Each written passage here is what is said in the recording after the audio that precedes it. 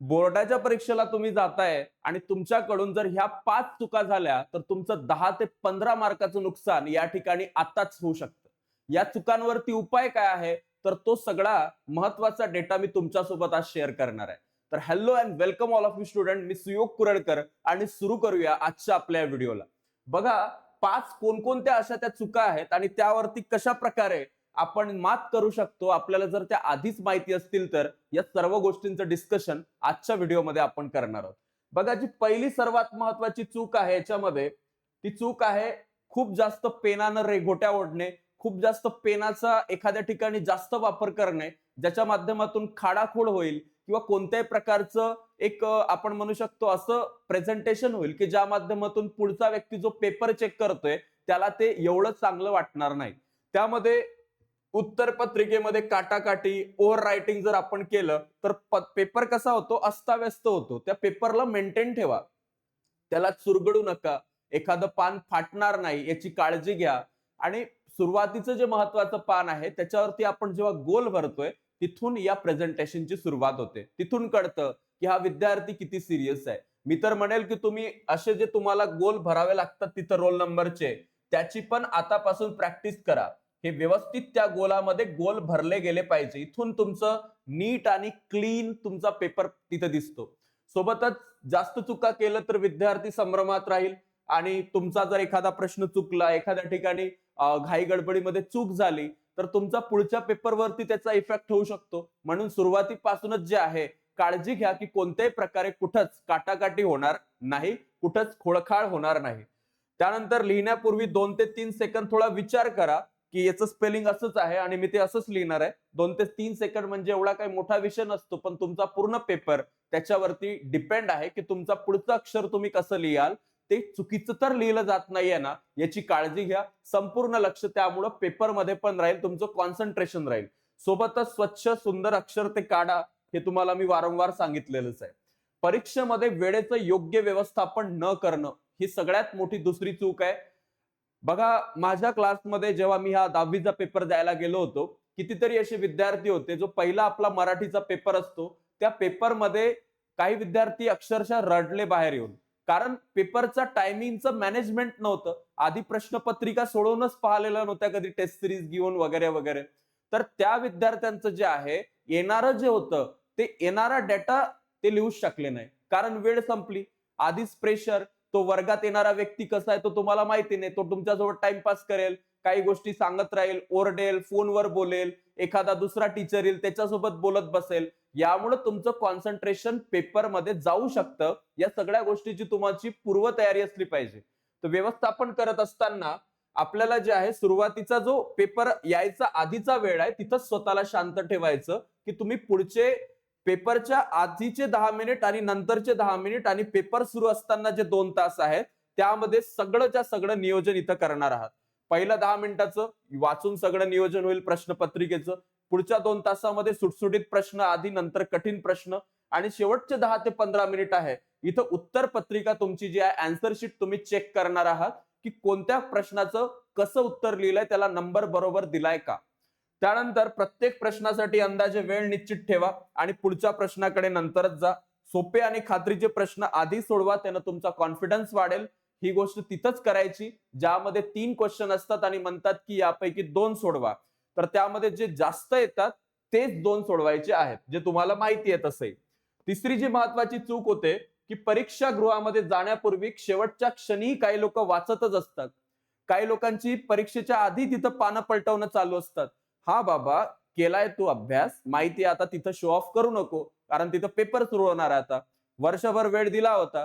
कुठून सुरुवात झाली? जून पासून सुरुवात झाली. जून, जुलै, ऑगस्ट, सप्टेंबर, ऑक्टोबर, नोव्हेंबर, डिसेंबर, जानेवारी. किती महिने मिळाले बेटा? 6, 7, 8 महिने मिळाले अभ्यासासाठी. आणि तुम्ही त्या शेवटच्या पेपरच्या 15 मिनिटापूर्वी, 1 तासापूर्वी तिथं पुस्तक घेऊन बसताय. जशी तुमची आता तिथंच रिव्हिजन सगळी होणार आहे. बघा, जेव्हा घरून निघाले स्वतःचं एक बोर्ड घ्यायचं, आपला पेन घ्यायचा, आपली पेन्सिल घ्यायची, स्केल घ्यायची. स्केल कोणती घ्यायची? फायबर वाली, ओके, लोखंडी नाही घ्यायची. त्याचबरोबर ज्या काही आवश्यक गोष्टी आहेत, पाण्याची बॉटल सोबत असली पाहिजे, कोणाला पाणी मागायची गरज पडणार नाही. सोबत आपल्याकडे अशी वॉच असावी जी डिजिटल नसेल, जी नॉर्मल वॉच असेल आणि ह्या सगळ्या गोष्टी घेऊन तिथं जायचंय. याच्यापेक्षा जास्त काहीच घ्यायचं नाही. एखाद्याला थोडंफार वाटत असेल भीतीसारखं, तर ते विद्यार्थी सोबत एखादा मंदिरामध्ये व्हिजिट करू शकता. मंदिरामध्ये जाऊन प्रार्थना करून देवासोबत येऊ शकता. त्याचबरोबर सोबत एखादं फूल ठेवू शकता मंदिरातलं, ज्यामध्ये तुमच्यात काय होईल, नेहमी पॉझिटिव्हिटी राहील पेपरमध्ये, कोणतीही भीती वाटणार नाही. असं होतं. हे मानसिकतेला मुलांच्या जेव्हा समजून घेतलं जातं, त्यावेळेसच ह्या गोष्टी निदर्शनात येतात. प्रत्येक शिक्षक तुम्हाला ह्या गोष्टी नाही सांगणार.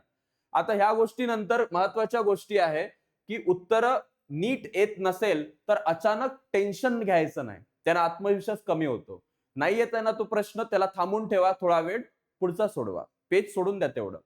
त्याला नंतर बघू. त्यानंतर आपण जातोय, तर त्या ठिकाणी धावपळीमध्ये जे वाचन आपण करतो, जे पेपरला जाण्यापूर्वी, त्यानं मेंदूवरती ताण वाढतो. तो कधीच वाढला नाही पाहिजे पेपरच्या वेळेस. आपण पेपरच्या वेळेस रिलॅक्स असलो पाहिजे. जे असे मित्र असतात आपल्या जवळचे, समजा कोणी तिथं पेपरच्या ठिकाणी ओळखीचे दिसले, तर त्यांच्यासोबत जास्त बोलू नका. पण असं काहीतरी बोला जे पेपरच्या संबंधित नसेल. म्हणजे जे स्ट्रेसफुल नसेल, जे निगेटिव्ह नसेल, असं बोला की काल काय मज्जा आली वगैरे, वगैरे किंवा उद्या आपल्याला सुट्टी आहे. अशा प्रकारच्या गोष्टीवर तुम्ही बोलू शकता. एखाद्या मूव्ही बद्दल बोलू शकता. एखाद्या नवीन सॉन्ग बद्दल बोलू शकता. एखादं गाणं ऐकून जाऊ शकता. या गोष्टी नक्की लक्षात ठेवा. सोबतच परीक्षेच्या आधी ते तुम्हाला सांगितलंच आहे. शेवटचे जे 20 ते 30 मिनिटं आहे, वाचन न करता काही गोष्टी लक्षात ठेवा. त्यामध्ये पेपर आता कंप्लीट होतोय, तर एक मनामध्ये उत्साह असतो. त्यामध्ये ओव्हर कॉन्फिडन्समध्ये काही गोष्टी चुकीच्या होऊ शकतात. तर त्यावेळेस मन शांत ठेवा. दीर्घ श्वास घ्या, कारण एनर्जी पूर्ण ड्रेन झालेली असते. 3 तासांचा पेपर असतो. आपण कंटिन्युअसली लिहत असतो मोठमोठ्या पेपर्समध्ये. आता याच्यामध्ये इतिहास 40 आणि भूगोल 40 त्याचा विचार नाही होत आहे. तर मराठी, इंग्लिश सारख्या सायन्स सारख्या मोठ्या पेपरचा विचार होतोय. जेव्हा पेपर संपायला येतोय, त्यावेळेस सर्व विचार आपण जे करतोय त्याचं एकदा मंथन झालं पाहिजे. आपण सगळं बरोबर लिहिलंय हा आपल्यात आत्मविश्वास असला पाहिजे. सोबतच यामध्ये दीर्घ श्वास घेऊन तुमची जी एनर्जी ड्रेन आहे तिला नेहमी मेंटेन ठेवा. जेव्हाही असं वाटेल की आता मला थोडं एक्झॉस्ट वाटतंय वगैरे किंवा थोडं झोप आल्यासारखं वाटू शकतं कारण वातावरण शांत असतं, तर थंड पाणी सोबत ठेवा. ते पाणी प्या. थंड पाण्यानं तुम्हाला अजून फ्रेश वाटेल, अजून चांगल्या पद्धतीने तुम्ही लिहू शकाल. ओके. आणि तुमचा जो स्ट्रेस आहे तो पण त्यांना मॅनेज होईल. सोबतच स्वतःच्या तयारीवर विश्वास ठेवा. आपण जे काही केलंय बाबा वर्षभरात, आपलं आपल्याला माहिती आहे. कोणी मधात वर्गातील काहीतरी सांगेल, आपण त्यावर लक्ष द्यायचं नाही. कोणी आपल्याला प्रश्न विचारेल, आपण त्याला ओळखत नाही. कोणालाच एमसीक्यू स्वतःचा सांगायचा नाही. कोणालाच कोणतं उत्तर सांगत बसायचं नाही. दुसऱ्यालाही विचारायचं नाही. आपण आपल्याशी स्पर्धा करतोय. इथं कोणीच स्पर्धेला नाहीये. फक्त तुम्ही आहात आणि तुम्हीच आहात. हे समजून तो पेपर द्या. ही तिसरी चूक झाली. त्यानंतर जी चौथी महत्वाची चूक आहे, की परीक्षेच्या आधी पुरेशी झोप न घेणे. बरेच विद्यार्थी पुरेशी झोप न घेतल्यामुळं मेंदूवरती ताण निर्माण करतात आणि पुरेशी झोप न झाली तर मेंदू त्याची झोप तर कंप्लीट करणार आहे. तो तुम्हाला शांत वातावरण भेटलं, कम्फर्टेबल जागा भेटली, तुम्हाला तो झोपवणार आणि याचा इफेक्ट तुमच्या पेपरवर पडतो. असं माझ्यासोबत एकदा झालं होतं, की एक पेपर होता.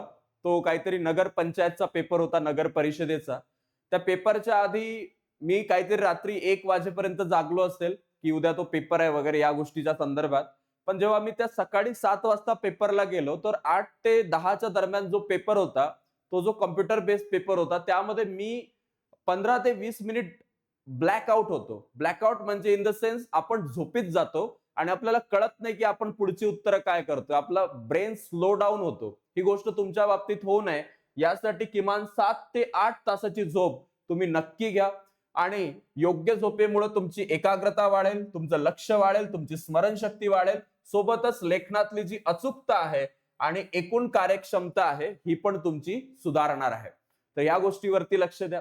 सोबतच जी शेवटची महत्वाची चूक आहे ती म्हणजे पेपर सिलेक्ट सेक्शन नुसार लिहायचे. मी तुम्हाला कालही सांगितलेलं आहे की पेपर सेक्शन नुसार लिहिलं तर चेक करणाऱ्यावरती चांगलं इम्प्रेशन पडतं.